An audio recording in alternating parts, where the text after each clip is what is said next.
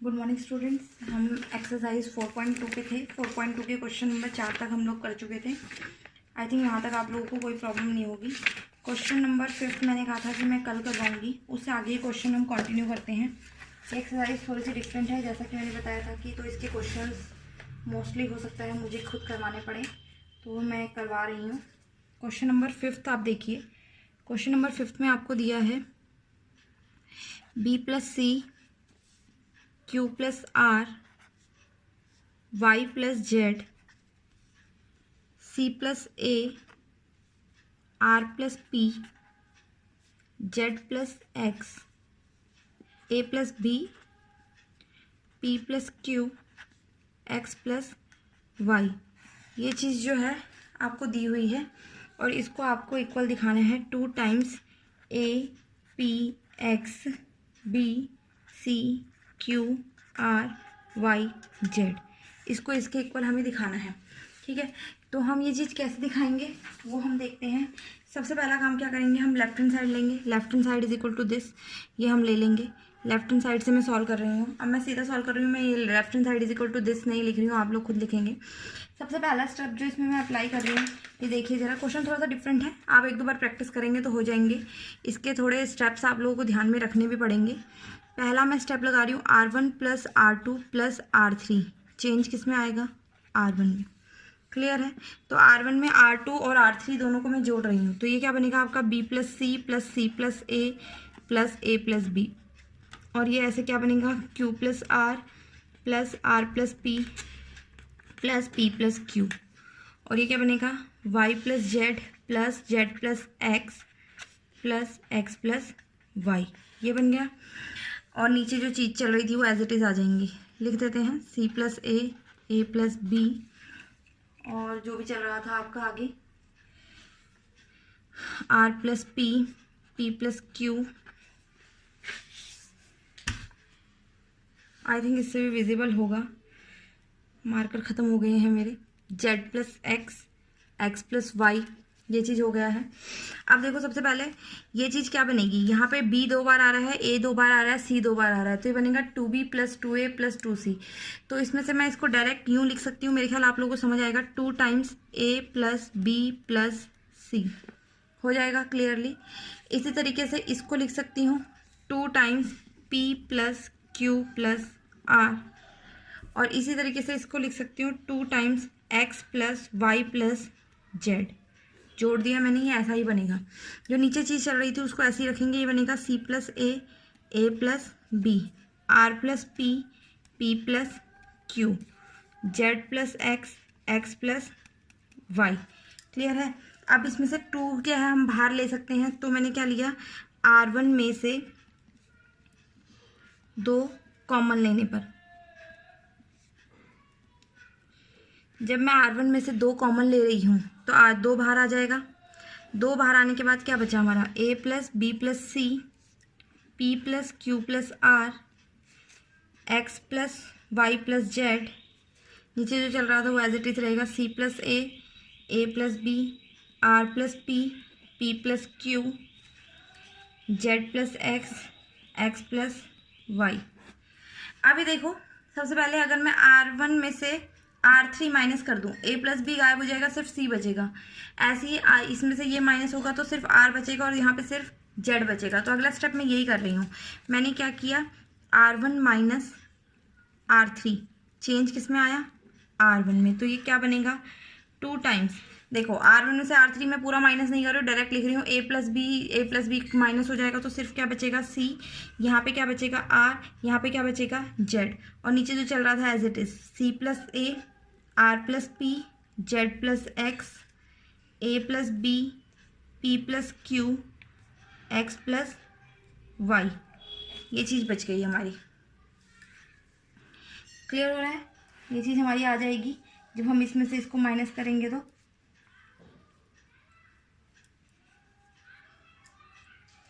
I think ये आप लोगों को क्लियर हो गया होगा कि मैंने किया क्या है।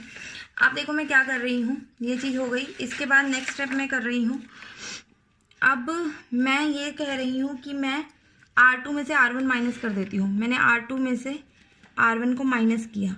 जब मैं R2 में से R1 को माइनस करूँगी R1 में क्या चल रहा था, C प्लस ए में से C, R1 as it is रख दो क्योंकि R1 को हम चेंज नहीं कर रहे हैं, हम R2 को माइनस कर रहे हैं, R2 में से R1 माइनस कर रहे हैं, C से C कैंसिल होगा क्या बचेगा A, R से R कैंसिल होगा क्या बचेगा P, Z से Z कैंसिल होगा क्या बचेगा X, और यहाँ पे क्या चल रहा था A plus B, P plus Q, X plus Y। Clear. आप देखो अगले स्टेप में मैं क्या कर रही हूँ, R3 में से R2 माइनस कर रही हूँ। मैं सबसे पहले ये सोच रही हूँ कि यहाँ पे हर एलिमेंट सिर्फ एक एक बचे, ये प्लस वाली चीज़ें खत्म हो जाए, ये C R Z A P X, यहाँ से देखो A से A कैंसिल होगा क्या बचेगा B, P से P कैंसिल होगा क्या बचेगा Q, X से X कैंसिल होगा क्या बचेगा Y। ये चीज़ हो गई। ठीक, अब यहाँ तक करने के बाद आप आ जाओ जो आपको सिद्ध करना था, जो आपको सिद्ध करना था वो ये सिद्ध करना था। अब देखो यहाँ पे है APX हमारे पास है पर R1 की जगह कहाँ पे है R2 पे। इसी तरीके से CRZ वो भी हमारे पास है पर वहाँ R3 में आना है, हमारे पास R1 में है। तो सबसे पहला काम हम क्या करते हैं, APX हमें R1 में चाहिए तो मैं क्या कर रही हूँ, R1 को R2 से क्या कर रही हूँ, इंटरचेंज कर रही हूँ। ठीक है, इसको आप वैसे भी लिख सकते हो या एरो डाल के लिखा है, इसका मतलब R1 को R2 से बदल रही हूँ। जो मैंने कल आपको गुणधर्म कराए थे उसमें आपको बताया था कि जब भी दो स्तंभों या दो पंक्तियों को हम परस्पर बदलते हैं तो उनका चिन्ह आप बदल जाता है, मतलब बाहर कैसा आ जाएगा, माइनस साइन आ जाएगा, -2 बाहर आ गया, ये हो जाएगा APX CRZ BQY। ठीक है, अब ये आ गया, पर अभी भी देखो BQY हमें सेकंड पे चाहिए और ये वाला हमें कहाँ चाहिए, फर्स्ट पे चाहिए, यहाँ पे लास्ट में चाहिए। तो अब मैं क्या करूँ, R2 और R3 को भी इंटरचेंज कर दूँ। R2 और R3 को जब मैंने इंटरचेंज किया तो एक माइनस पहले से चल रहा था, एक माइनस और हो जाएगा तो -1 का स्क्वायर हो जाएगा, ये दो माइनस आए, 2 बार माइनस का स्क्वायर हो जाएगा, ये बना APX BQY CRZ। तो ये माइनस का स्क्वायर 2 बार हो गया तो मतलब प्लस हो गया, ये बन गया 2 APX BQY CRZ, और यही हमारा क्या चल रहा है, राइट हैंड साइड। तो यही हमें सिद्ध करना था। तो इस तरीके से जो है हमारा क्वेश्चन नंबर 5 आपका हो जाएगा। मेरे ख्याल से क्लियर हो गया होगा कि क्या है। क्वेश्चन नंबर 6 जो है, देखिए नेक्स्ट क्वेश्चन नंबर 6 जो आपका है वो आपको दिया हुआ है A -A 0 -A B A 0 C -B -C 0 is equal to 0। ये सिद्ध करना है, ये बहुत आसान है, ये आप लोग खुद से करेंगे। आप क्या लीजिएगा, लेफ्ट हैंड साइड लीजिएगा बराबर दिस, और उसके बाद इस सारणी को हल कीजिएगा। सारणी हल करना आपको आता है, किसी भी रो या किसी भी कॉलम से इसको आप हल कर सकते हैं। R1 की ओर से हल करेंगे, R2 की ओर से हल करेंगे। जो एक्सरसाइज 4.1 में किया था सेम करना है, इसमें कोई प्रॉपर्टी मत लगाना है, बहुत सिंपल सा क्वेश्चन है। तो ये आप लोग कर लेंगे मेरे ख्याल से। तो इस क्वेश्चन को मैं आपके लिए छोड़ रही हूँ।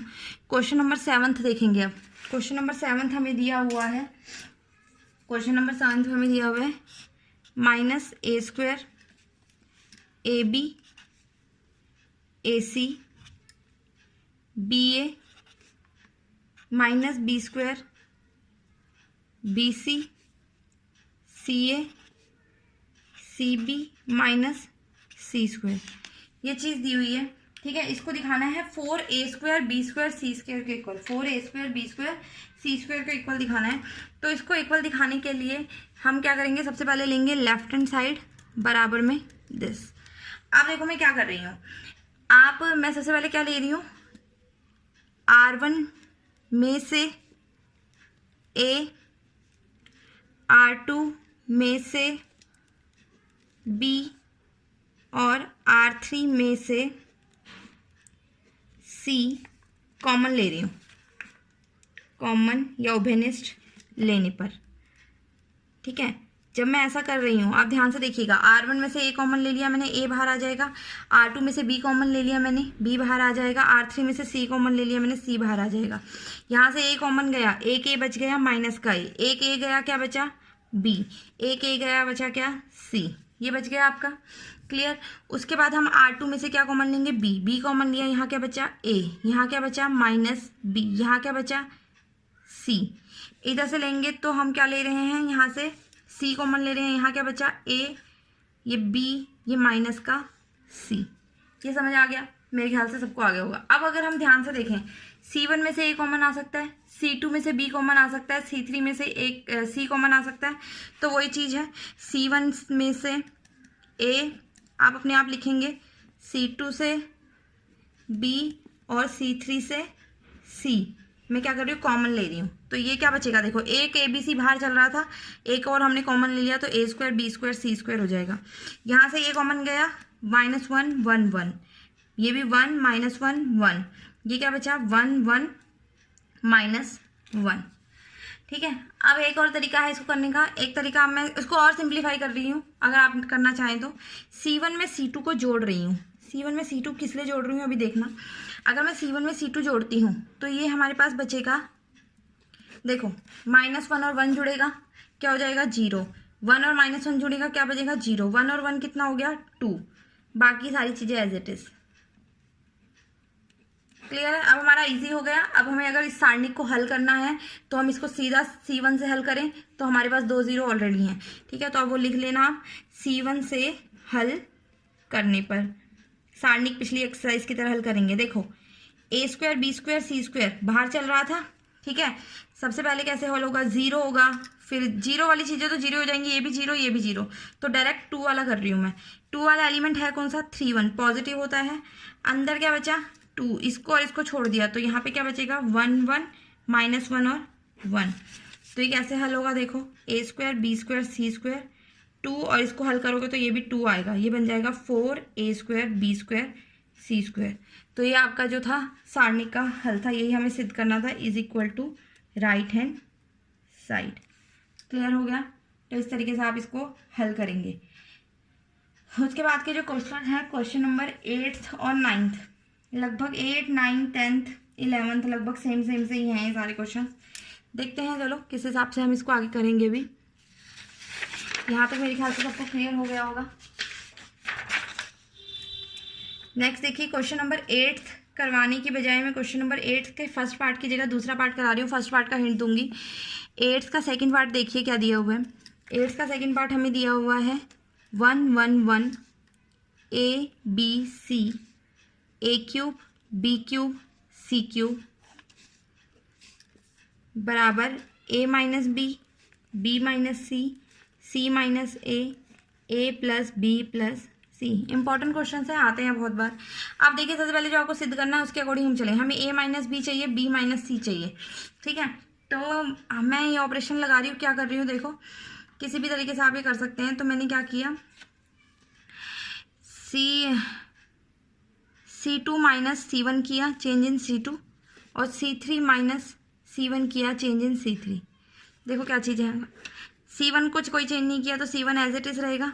इसमें से इसको माइनस किया 0, यहाँ क्या बच गया B माइनस A, इससे A माइनस होगा। ये क्या बचा B³ माइनस A³। इसी तरीके से यहाँ पे 0, C में से A गया, C माइनस A, ये बनेगा C³ माइनस A³। क्लियर हो रहा है। अब देखो सबसे पहले हमें जो चाहिए उस हिसाब से हम देखेंगे। अब हमें क्या करना है, यहाँ पे A³ माइनस B³ का फॉर्मूला लगाना। मेरे ख्याल से आप लोगों को याद होना चाहिए, 9th में पढ़ा था। A³ माइनस B³ का फॉर्मूला होता है A minus B A square plus B square plus AB। Clear. तो यहाँ पे मैं फॉर्मूला लगा रही हूँ। सबसे पहले ये बनेगा यहाँ था 1 A³ 0 B minus A B square plus A square plus AB, और यहाँ बनेगा 0 C minus A C square plus A square plus AC। ये हमारे पास बचा। अब मैं क्या करूँगी, हमें बाहर A माइनस B नहीं चाहिए, A माइनस B चाहिए, B माइनस A नहीं चाहिए। तो अगर मैं इसमें से A माइनस B कॉमन लूँ, यहाँ पे -1 बचेगा और यहाँ पे माइनस ये चीज़ आ जाएगी। तो मैं क्या कर रही हूँ, C2 में से A माइनस B और C3 में से C माइनस A बाहर ले रही हूँ, ठीक है। तो देखो यहाँ क्या बचा, A minus B C minus A बाहर आ गया। अंदर क्या चल रहा था हमारा, देखते हैं। अंदर हमारे पास चल रहा था 1 A³ 0, यहाँ -1 बचेगा, ये बनेगा minus A square plus B square plus AB। Clear. और ये बना 0 1 C square plus A square plus AC। Clear है। इसके बाद आपको आगे करने की जरूरत नहीं है, हर क्वेश्चन में इतना ही स्टेप करोगे। अब इसको क्या कर दोगे, सारणिक को हल करोगे। अब हम सारणिक को क्या करेंगे, किससे हल करेंगे, R1 से। R1 से लिख लेना हल करने पर। जब इसे आप R1 से हल करेंगे ये बनेगा a minus B C minus A 1। अगले दो तो जीरो हैं तो 1 वाला ही कंसिडर होगा। ये बच जाएगा -1 minus A square plus B square plus A B 1 C square plus A square plus A C. अब इसको कैसे हल करते हैं, वही ऊपर से नीचे, नीचे से ऊपर, साइन चेंज होते हैं, आपको ये पता होना चाहिए अच्छे से। तो ये देखिए क्या बनेगा बेटा, ये आपका बनेगा, यहाँ तक तो चल ही रहा था, a minus B C minus A. जब ये चीज़ नीचे मल्टीप्लाई होगी माइनस की हो जाएगी, minus C square minus A square minus A सी। और ये चीज़ ऊपर की साइड माइनस का साइन आता है तो प्लस हो जाएगी, प्लस ए square plus B square plus ए बी। अब देखते हैं आगे क्या हुआ हमारे पास। अब देखो ए स्क्वायर से ए स्क्वायर कैंसिल हो गया, ठीक है। ये बना हमारे पास a minus B C minus A. B square को पहले लिख रही हूँ मैं, B square minus C square plus A B minus A C, आगे पीछे लिखा है इनको सिर्फ। ये बना a minus B C minus A square minus B square का फॉर्मूला लगेगा यहाँ, b minus C B plus C, इसमें से a कॉमन आएगा b माइनस सी। अभी आपके पास दो टर्म बची हैं, देखो दोनों में से b माइनस सी कॉमन आ रहा है बाहर, वो मैं बाहर ले लूँगी।